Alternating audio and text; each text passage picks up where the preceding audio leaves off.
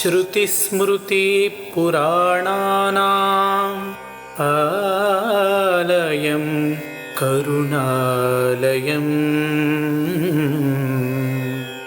नमामि भगवत्पादशङ्करं लोकशङ्करम्।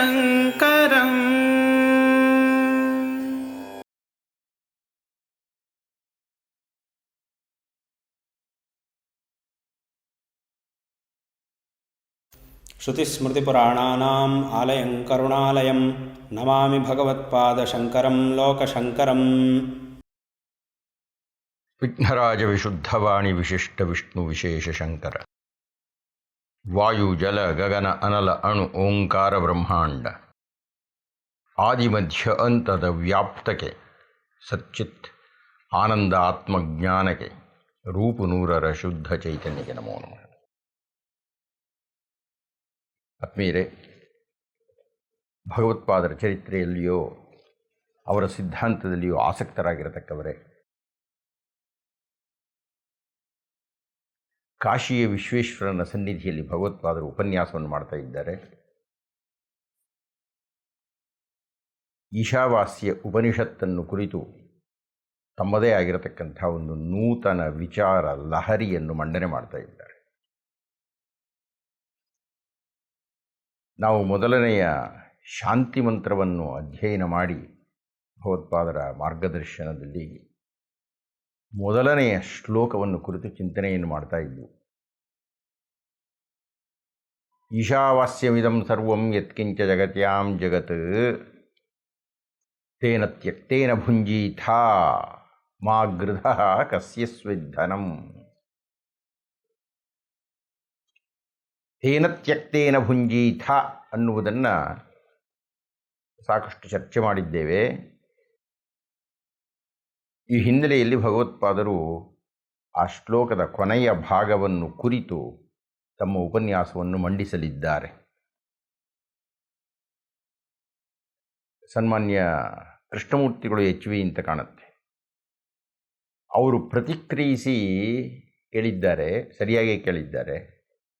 ಏಷಣಾತ್ರಯದಲ್ಲಿ ನೀವು ಕೇವಲ ಎರಡನ್ನು ಮಾತ್ರ ಹೇಳಿದಿರಿ, ಪುತ್ರೇಷಣ ವಿತ್ತೇಷಣ ಅಂತ.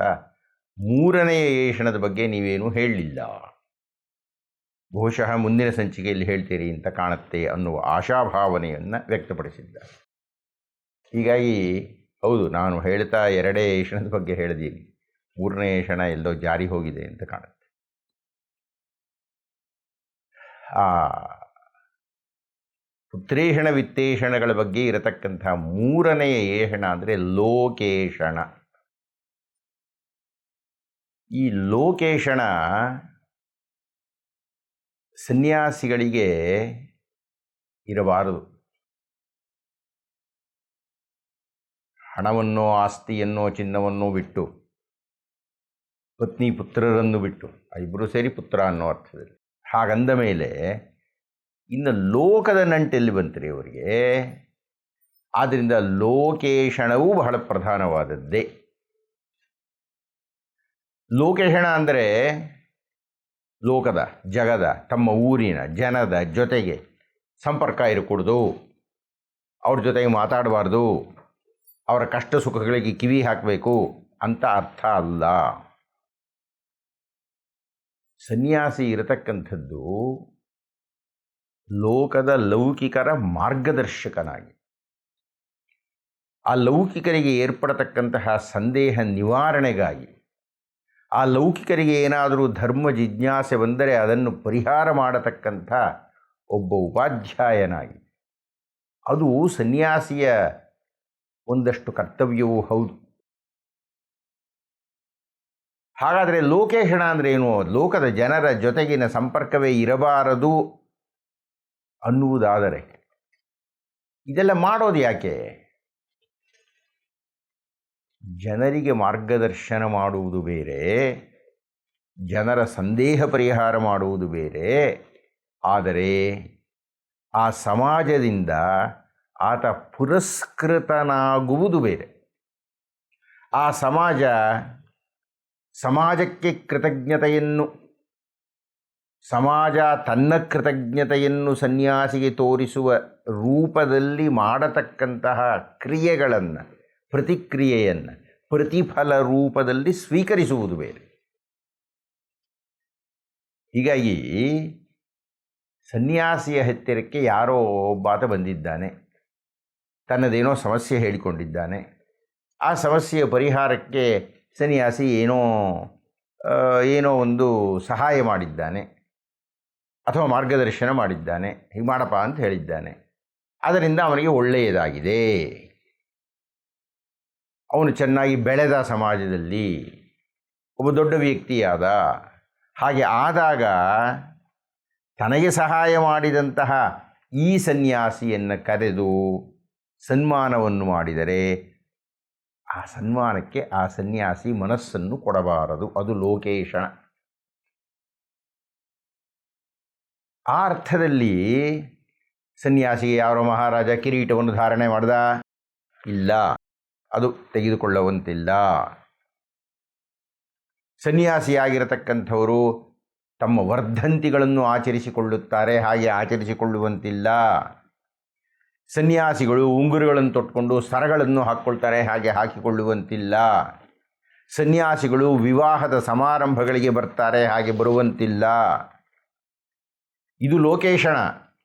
ಅಂದರೆ ಲೋಕದ ಆಕರ್ಷಣೆ, ಲೋಕದ ಜನರ ಜೊತೆಗೆ ಬೆರೆತು ತಾವು ಮಾಡಿದ ಸಹಾಯಕ್ಕೋ ಮಾರ್ಗದರ್ಶನಕ್ಕೋ ತಮ್ಮಿಂದಾದ ನೆರವಿಗೋ ಆ ಜನಸಮೂಹ ತಮ್ಮನ್ನು ಹಾಡಿ ಹೊಗಳಿದರೆ ಆ ವಿಷಯದಲ್ಲಿ ಆಸಕ್ತಿಯನ್ನು ತೊರೆಯಬೇಕು.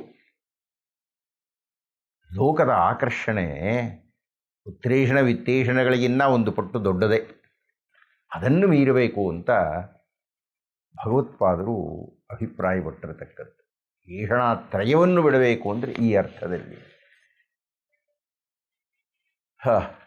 ಅಂತೂ ಉತ್ರೇಷಣದಿಂದ, ವಿತ್ತೇಷಣದಿಂದ, ಲೋಕೇಶಣದಿಂದ ಈ ಮೂರೂ ಬಯಕೆಗಳನ್ನೂ ಮೆಟ್ಟಿ ಬಿಟ್ಟು ತಿರಸ್ಕರಿಸಿ ತಾನು ಸನ್ಯಾಸಿಯಾಗಬೇಕು.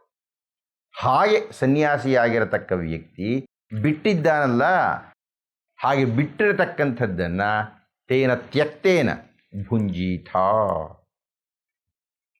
ಕಾಪಾಡಿಕೊಳ್ಳಬೇಕು. ಒಂದು ಸಲ ಒಂದು ತ್ಯಾಗಿಯಾಗಿದ್ದೇನೆ, ಸನ್ಯಾಸಿಯಾಗಿದ್ದೇನೆ ಅಂತ ವ್ರತಧಾರಣೆಯನ್ನು ಮಾಡಿದರೆ ಆ ವ್ರತವನ್ನು ಕಾಪಾಡಿಕೊಳ್ಳಬೇಕು. ಭುಂಜೀಥ. ಇಷ್ಟನ್ನು ಭಗವತ್ಪಾದರು ಹೇಳಿದ್ದಾರೆ ಅನ್ನುವಲ್ಲಿಗೆ ನಾವು ನಮ್ಮ ಹಿಂದಿನ ಉಪನ್ಯಾಸವನ್ನು ಮುಕ್ತಾಯ ಮಾಡಿದ್ದು. ಇಂದಿನ ಉಪನ್ಯಾಸವನ್ನು ಆರಂಭ ಮಾಡೋಣವೇ?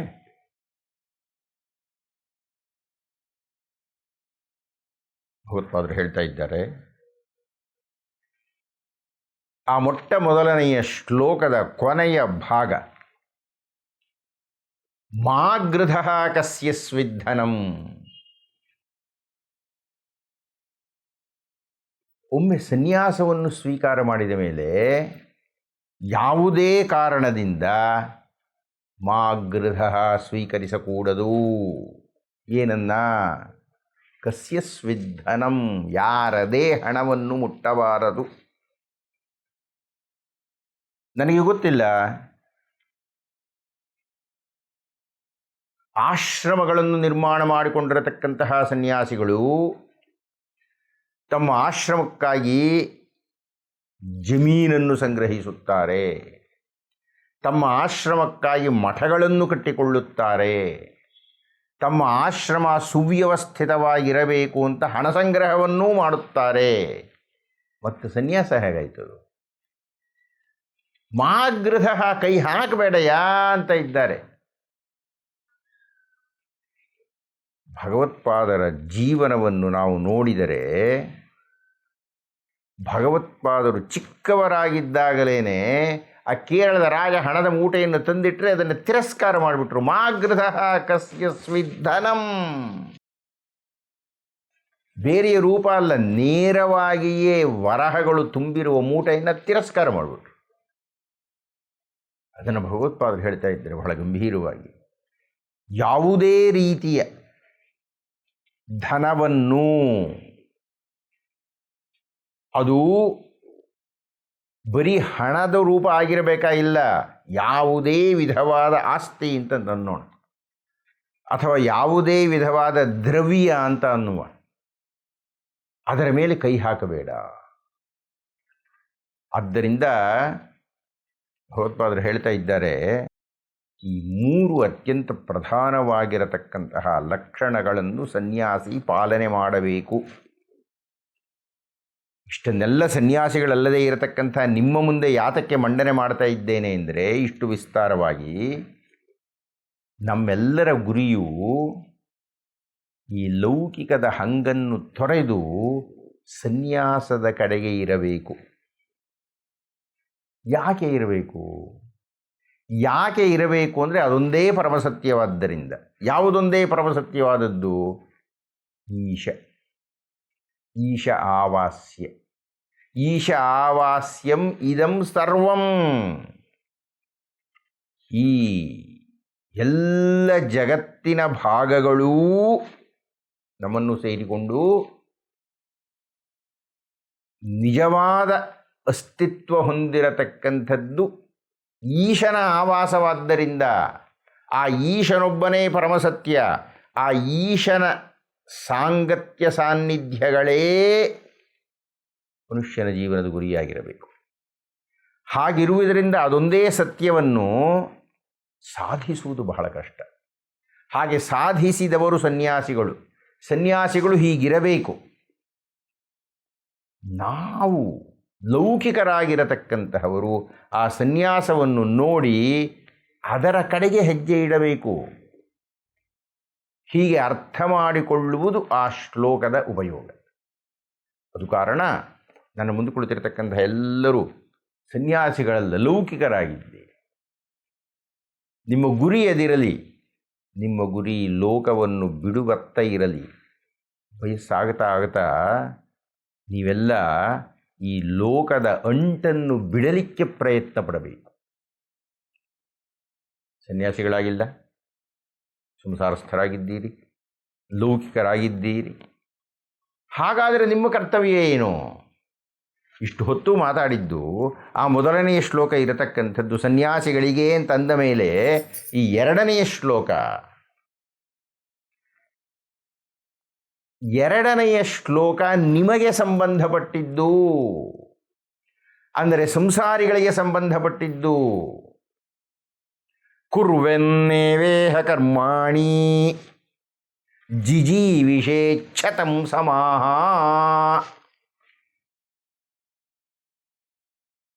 ಕುರ್ವನ್ನೇವೇಹ ಕರ್ಮಾಣಿ ಜಿಜೀವಿಷೇಚ್ಛತಂ ಸಮಾಹ. ಇದು ಲೌಕಿಕರಿಗಾಗಿ ಯಾಜ್ಞವಲ್ಕರು ಹೇಳಿದ ಮಾತು. ಇಷ್ಟು ಹೊತ್ತು ಮಾತಾಡಿದ್ದು ಸನ್ಯಾಸಿಗಳಿಗಾದರೆ, ಈಗ ಹೇಳ್ತಾ ಇದ್ದಾರೆ ನೀವೇನು ಮಾಡಬೇಕು.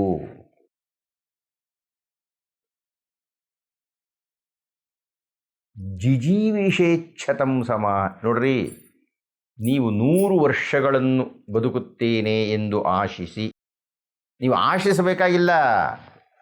ಸಾಮಾನ್ಯವಾಗಿ 100 ವರ್ಷಗಳನ್ನು ಬದುಕುತ್ತೇವೆ ಎನ್ನತಕ್ಕಂಥದ್ದು ಒಂದು ಮನುಷ್ಯ ಮಾನ. ಮನುಷ್ಯ 100 ವರ್ಷ ಬದುಕ್ತಾನಪ್ಪ ಅನ್ನುವಂತೆ. ಹೀಗಾಗಿ ನೀವು ಮಾಡಬೇಕಾದ್ದು 100 ವರ್ಷಗಳ ಆಯುಷ್ಯವನ್ನು ಕಣ್ಣು ಮುಂದೆ ಇಟ್ಟುಕೊಂಡು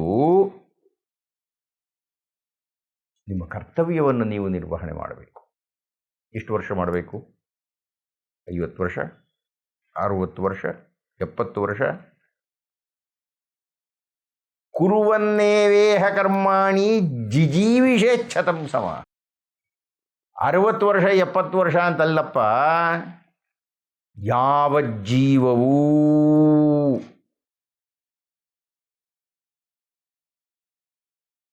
ಬದುಕಿರುವ ಆಯುಷ್ಯ ಪೂರ್ಣ ಕರ್ಮವನ್ನು ಮಾಡಬೇಕು.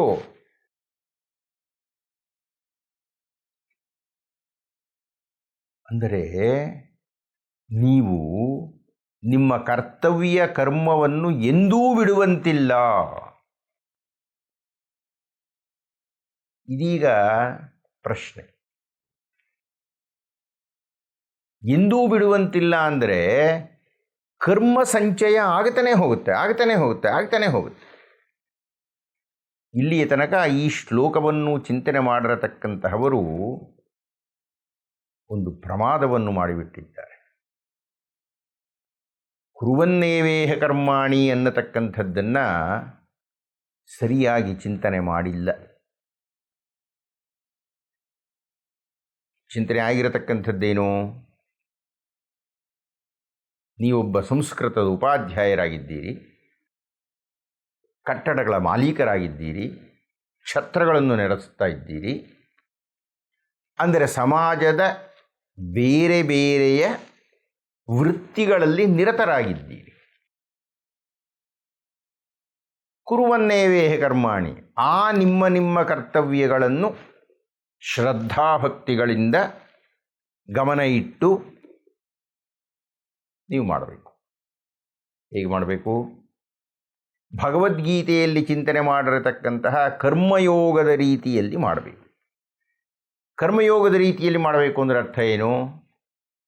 ನಾನು ಮಾಡಿರತಕ್ಕಂಥ ಕರ್ತವ್ಯವನ್ನು, ನಾನು ಮಾಡಿರತಕ್ಕಂಥ ಕರ್ಮವನ್ನು ಕೃಷ್ಣಾರ್ಪಣಮಸ್ತು ಅನ್ನುವ ಮನೋಭಾವದಿಂದ ಮಾಡಬೇಕು. ಹಾಗೆ ಮಾಡಬೇಕು ಅಂದರೆ ಅರ್ಥ ಏನು?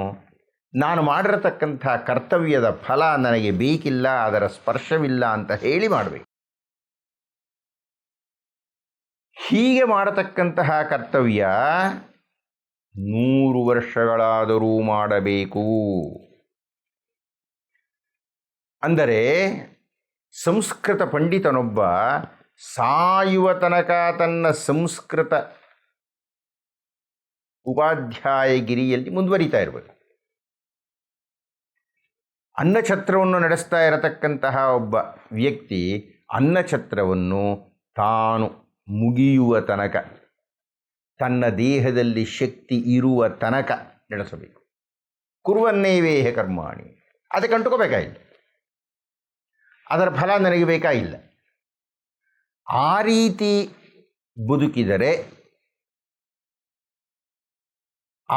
ಬದುಕಿದರೆ ಮಾತ್ರವೇ ಅದು ನಮಗೆ ಅಂಟಿಕೊಳ್ಳುವುದಿಲ್ಲ, ಕರ್ಮಫಲ ನಮಗೆ ಅಂಟಿಕೊಳ್ಳುವುದಿಲ್ಲ. ಇದು ಇಲ್ಲಿಯ ತನಕ ಚಿಂತನೆಯಾಗಿರತಕ್ಕಂತಹ ದಿಕ್ಕು. ಇದನ್ನು ಕೇಳಿದರೆ ಇದು ಮೇಲ್ನೋಟಕ್ಕೆ ಸರಿಯಾಗಿದೆಯಲ್ಲ, ಚೆನ್ನಾಗಿದೆಯಲ್ಲ ಅಂತ ಅನ್ನಿಸುತ್ತೆ. ಆದರೆ ವೃತ್ತಿಪರರಾಗಿರತಕ್ಕಂಥ ನೀವು ಆ ವೃತ್ತಿಗೆ ಎಲ್ಲೋ ಒಂದು ವಿರಾಮ ಕೊಡಬೇಕಲ್ಲ. ನೀವು ವಿರಾಮವನ್ನು ಕೊಟ್ಟರೆ ನಿಮ್ಮ ಮಕ್ಕಳು ಅದನ್ನು ಮುಂದುವರಿಸಿಕೊಂಡು ಹೋಗಬೇಕಲ್ಲ. ಅಂದರೆ ಹಿರಿಯರು ತಾವು ಮಾಡ್ತಾ ಇರತಕ್ಕಂಥ ವೃತ್ತಿಗಳಿಂದ ನಿವೃತ್ತರಾಗದೇ ಹೋದರೆ ಯುವಕರು, ಕಿರಿಯರು ಆ ಸ್ಥಾನಕ್ಕೆ ಬಂದು ಆಯಾ ಕರ್ತವ್ಯಗಳನ್ನು ಮುಂದುವರಿಸಿಕೊಂಡು ಹೋಗುವುದು ಹೇಗೆ? ಆದ್ದರಿಂದ ಜಿಜೀವಿಷೇಚ್ಛತಂ ಸಮಾಹ ಅಂದರೆ ವರ್ಷಗಳು ಅಂತ. ಈ 100 ವರ್ಷಗಳು ಬದುಕಿದ್ದರೆ 100 ವರ್ಷಗಳ ಪರ್ಯಂತವಾಗಿಯೂ ವೃತ್ತಿನಿರತರಾಗಿರಬೇಕು ಅನ್ನತಕ್ಕಂಥದ್ದು ಯಾಜ್ಞವಲ್ಕ್ಯರ ಅಭಿಪ್ರಾಯ ಅಲ್ಲ. ಹಾಗಾದರೆ ಈ ಶ್ಲೋಕಕ್ಕೆ ಇನ್ಯಾವ ಅರ್ಥ ಇದೆ? ಇನ್ನು ಯಾವ ದಿಸೆಯಲ್ಲಿ ನಾವು ಇದನ್ನು ಅರ್ಥ ಮಾಡಿಕೊಳ್ಳಬೇಕು? ಇದನ್ನು ಅರ್ಥ ಮಾಡಿಕೊಳ್ಳಬೇಕಾದ ಮತ್ತೊಂದು ದೃಷ್ಟಿಕೋನ ಇದೆ. ಅದೇನು ಅಂದರೆ, ಕುರುವನ್ನೇವೇಹ ಕರ್ಮಾಣಿ. ಕರ್ಮ ಅಂದರೆ ಯಾವುದಪ್ಪ? ವೃತ್ತಿ ಧರ್ಮದ ಬಗ್ಗೆ, ಕರ್ತವ್ಯ ಧರ್ಮದ ಬಗ್ಗೆ, ನೀವು ಮಾಡ್ತಾ ಇರತಕ್ಕಂಥ ಕೆಲಸದ ಬಗ್ಗೆ, ನೀವು ಅನ್ನವನ್ನು ಸಂಪಾದನೆ ಮಾಡಿಕೊಳ್ಳಲಿಕ್ಕಾಗಿ ಆಶ್ರಯಿಸಿರತಕ್ಕಂತಹ ಕರ್ಮದ ಬಗ್ಗೆ ಯಾಕೆ ಹೇಳಬೇಕಾಗಿದೆ? ಅದು ಗೊತ್ತಿರೋದೇ. ನಾವು ಉಪನಿಷತ್ ಚಿಂತನೆಯನ್ನು ಮಾಡಬೇಕಾಗಿದ್ದರೆ ನನಗೆಲ್ಲ ಗೊತ್ತಿರೋ ವಿಷಯವನ್ನು ಯಾಕೆ ಚಿಂತನೆ ಮಾಡಬೇಕು ನಾನು? ಅದನ್ನು ಯಾಜ್ಞವಲ್ಕ್ಯರು ಚಿಂತನೆ ಮಾಡುತ್ತಿಲ್ಲ. ಅದು ಲೌಕಿಕ. ಪ್ರತಿಯೊಬ್ಬ ವ್ಯಕ್ತಿಯೂ ತಾನು ಯಾವುದೋ ಒಂದು ವೃತ್ತಿಯನ್ನು ಆಧರಿಸಿರ್ತಾನೆ. ಯಾಜ್ಞವಲ್ಕ್ಯರು ಆ ವೈವಿಧ್ಯಮಯವಾಗಿರತಕ್ಕ ಉಪಾಧ್ಯಾಯ ವೃತ್ತಿಯೋ, ನೇಯ್ಗೆ ವೃತ್ತಿಯೋ, ಕುಂಬಾರಿಕೆಯೋ, ಬೋಧನೆಯೋ, ರಾಜ್ಯಾಡಳಿತವೋ ಇವುಗಳ ಬಗ್ಗೆ ಮಾತನಾಡುತ್ತಿಲ್ಲ. ಅದು ಲೌಕಿಕ. ನೀವು ಸಂಪಾದನೆ ಮಾಡ್ತೀರಿ, ಕೈಲಾಗೋ ತನಕ ನೀವು ಕೆಲಸ ಮಾಡ್ತೀರಿ, ಆಮೇಲೆ ನಿಮ್ಮ ಮಕ್ಕಳಿಗೆ ಬಿಟ್ಕೊಡ್ತೀರಿ, ಉತ್ತರಾಧಿಕಾರಿಗಳು ಮುಂದುವರಿಸ್ಕೊಂಡು ಹೋಗ್ತಾರೆ, ಅದು ನಡ್ಕೊಂಡು ಹೋಗ್ಬಿಡುತ್ತೆ. ಅದು ಲೌಕಿಕಕ್ಕೆ ಸಂಬಂಧಪಟ್ಟಿದ್ದು. ನೀವು ಲೌಕಿಕರೇ ಆದರೂ ಲೋಕದ ಕರ್ಮಗಳಿಗೆ ಅಂಟಿಕೊಂಡೇ ಇದ್ದರೂ, ಈಗಾಗಲೇ ಪ್ರಥಮ ಶ್ಲೋಕದಲ್ಲಿ ಹೇಳಿದಂತೆ ಒಂದಷ್ಟು ಕಾಲ ಆದಮೇಲೆ ನಿಮಗೆ ಅದನ್ನು ಬಿಡುವ ಮನಸ್ಸು ಬರುತ್ತದೆ. ಹೀಗಾಗಿ ನೀವು ನಿವೃತ್ತರಾಗ್ತೀರಿ, ಆಗಬೇಕು. ಆದರೆ ಇಲ್ಲ, ಆಗುವಂತೆಯೇ ಇಲ್ಲ ಅಂತ ಹೇಳ್ತಾ ಇದ್ದಾರೆ ಯಾಜ್ಞವಲ್ಕ್ಯ ಮಹರ್ಷಿಗಳು. ಹಾಗಾದರೆ ಅವರ ಅಭಿಪ್ರಾಯ ಏನು? ಕುರುವನ್ನೇವೇಹ ಕರ್ಮಾಣಿ ಅಂದರೆ ಅರ್ಥ ಏನು? ದಯವಿಟ್ಟು ಗಮನಿಸಿ. ಪ್ರತಿಯೊಬ್ಬ ವ್ಯಕ್ತಿಯೂ ಒಂದು ಪ್ರತಿಜ್ಞೆ ಮಾಡುತ್ತಾನೆ. ಪ್ರತಿಯೊಬ್ಬ ವ್ಯಕ್ತಿಯು ಸಂಸ್ಕಾರವೊಂದಕ್ಕೆ ತನ್ನನ್ನು ಒಡ್ಡಿಕೊಳ್ಳುತ್ತಾನೆ. ಹಾಗೆ ಒಡ್ಡಿಕೊಂಡು ಉಪನೀತನಾಗುತ್ತಾನೆ. ಉಪನೀತನಾಗುವುದು ಏತಕ್ಕಾಗಿ? ನಿತ್ಯ ಕರ್ಮಾನುಷ್ಠಾನ ಯೋಗ್ಯತಾ ಸಿದ್ಧ್ಯರ್ಥಂ. ನಿತ್ಯ ಕರ್ಮಗಳನ್ನು ಮಾಡುವ ಯೋಗ್ಯತೆಯನ್ನು ಸಂಪಾದನೆ ಮಾಡಿಕೊಳ್ಳುವುದಕ್ಕಾಗಿ ಈ ಉಪನಯನ ಅನ್ನತಕ್ಕಂಥ ಒಂದು ಕರ್ಮ ಬಂದಿದೆ ಅಂತ ಹೇಳ್ತಾನೆ.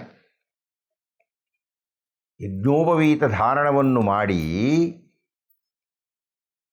ಯಜ್ಞೋಪವೀತವನ್ನು ಧರಿಸಿ ಉಪನೀತನಾಗಿ ನಿತ್ಯ ಕರ್ಮಗಳು ಉಂಟಲ್ಲ,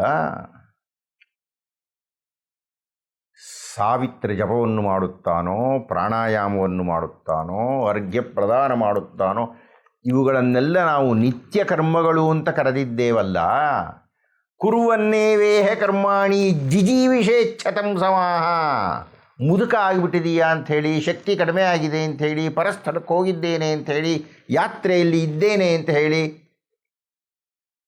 ಯಾವ್ಯಾವುದೋ ಕಾರಣಗಳನ್ನು ಕೊಟ್ಟುಕೊಂಡು ಆ ನಿತ್ಯ ಕರ್ಮಗಳನ್ನು ಅನುಷ್ಠಾನ ಮಾಡದೇ ಇರುವಂತಿಲ್ಲ.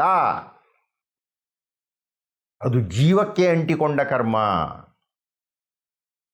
ನೀವು ನಿತ್ಯ ಕರ್ಮಗಳನ್ನು ಪಾಲನೆ ಮಾಡ್ತಾ ಇದ್ದೀರಿ ಅಂದರೆ ಅದಕ್ಕೆ ವಿಚ್ಛಿತ್ತಿ ಇಲ್ಲ, ಅದಕ್ಕೆ ವಿರಾಮವಿಲ್ಲ, ಅದನ್ನು ಯಾವುದೇ ಕಾರಣದಿಂದ ನಿಲ್ಲಿಸುವಂತಿಲ್ಲ. ಆದ್ದರಿಂದ ಯಾಜ್ಞವಲ್ಕ್ಯ ಮಹರ್ಷಿಗಳ ಅಭಿಪ್ರಾಯದಂತೆ ಇಲ್ಲಿ ಕುರುವನ್ನೇವೇಹ ಕರ್ಮಾಣಿ ಜಿಜೀವಿಷೇಚ್ಛತಂ ಸಮಾಹ ಅಂದರೆ ಅರ್ಥ, ಸಾಯುವವರೆಗೆ ಎಲ್ಲಿಯ ತನಕ ಅವನು ಕುಳಿತುಕೊಳ್ಳಬಲ್ಲ, ಎಲ್ಲಿಯ ತನಕ ಮನಸ್ಸು ಅವನ ನಿಗ್ರಹದಲ್ಲಿ ಇರುತ್ತದೆ, ಎಲ್ಲಿಯ ತನಕ ಅವನ ಅಂಗೋಪಾಂಗಗಳು ಚಲಿಸಲ್ಪಡುತ್ತವೆ, ಎಲ್ಲಿ ತನಕ ಅವನು ಸ್ನಾನ ಮಾಡಿ ಶುದ್ಧನಾಗಿ ಕುಳಿತುಕೊಳ್ಳಬಲ್ಲ, ಕುಳಿತು ಸಂಧ್ಯಾವಂದನೆಯನ್ನು ಆಚರಿಸಬಲ್ಲ, ನಿತ್ಯ ಕರ್ಮಗಳನ್ನು ಅನುಷ್ಠಾನ ಮಾಡಬಲ್ಲ, ಅಲ್ಲಿಯ ತನಕ ಜಿಜೀವಿಷೇಚ್ಛತಂ ಸಮಾಹ. 100 ವರ್ಷಗಳು ಬದುಕಿದ್ದರೆ 100 ವರ್ಷಗಳು ಆತ ತನ್ನ ನಿತ್ಯ ಕರ್ಮಗಳನ್ನು ಅನುಷ್ಠಾನ ಮಾಡಬೇಕು ಅನ್ನುವುದು ಯಾಜ್ಞವಲ್ಕ್ಯರ ಅಭಿಮತವೇ ವಿನಃ ನೀವು ಮಾಡತಕ್ಕಂಥ ವೃತ್ತಿಗಳನ್ನು ಬಿಡಬೇಕು ಅನ್ನುವುದು ಅಭಿಪ್ರಾಯ ಅಲ್ಲ. ಇದು ಲೌಕಿಕರಿಗೆ, ಸಂಸಾರಸ್ಥರಿಗೆ, ಯಾರು ಸನ್ಯಾಸದ ಪದವಿಯ ಕಡೆಗೆ ಹೋಗಲಿಕ್ಕೆ ಆಗುವುದಿಲ್ಲವೋ ಅಂತಹವರಿಗಾಗಿ ಹೇಳಿರತಕ್ಕಂಥ ಮಾತು. ಅದು ಕಾರಣ ನಾನು ಈ ಸಭೆಯಲ್ಲಿ ಪ್ರಾರ್ಥನೆ ಮಾಡ್ತಾ ಇದ್ದೇನೆ, ನೀವೆಲ್ಲರೂ ನಿಮ್ಮ ನಿಮ್ಮ ನಿತ್ಯ ಕರ್ಮಾನುಷ್ಠಾನಗಳನ್ನು ಚಚಾ ತಪ್ಪದೆ ಜಾರಿಯಲ್ಲಿ ತಂದಿರಬೇಕು. ಹಾಗೆ ತಂದಾಗಲೇ ಏನಾಗುತ್ತೆ ಅನ್ನುವುದನ್ನು ಆ ಶ್ಲೋಕದ ಉತ್ತರಾರ್ಧದಲ್ಲಿ ಹೇಳಿದ್ದಾರೆ. ಅದನ್ನು ನಾವು ನಾಳೆ ಮುಂದಿನ ಉಪನ್ಯಾಸದಲ್ಲಿ ವಿವರವಾಗಿ ಹೇಳ್ತೀನಿ ಅಂತ ಹೇಳಿ ಭಗವತ್ಪಾದರು ಅಂದಿನ ಉಪನ್ಯಾಸವನ್ನು ಮುಕ್ತಾಯ ಮಾಡಿದ್ದಾರೆ. ಅನ್ನುವಲ್ಲಿಗೆ ನಾವು ನಮ್ಮ ಉಪನ್ಯಾಸವನ್ನು ನಿಲ್ಲಿಸಿ ಮುಂದಿನ ಉಪನ್ಯಾಸದ ಕಡೆಗೆ ನಾಳೆ ಗಮನ ಕೊಡೋಣವೇ. ಶಂಕರಂ ಶಂಕರಾಚಾರ್ಯಂ ಕೇಶವಂ ಬಾದರಾಯಣಂ ಸೂತ್ರಭಾಷ್ಯಕೃತೌ ವಂದೇ ಭಗವಂತೌ ಪುನಃ ಪುನಃ.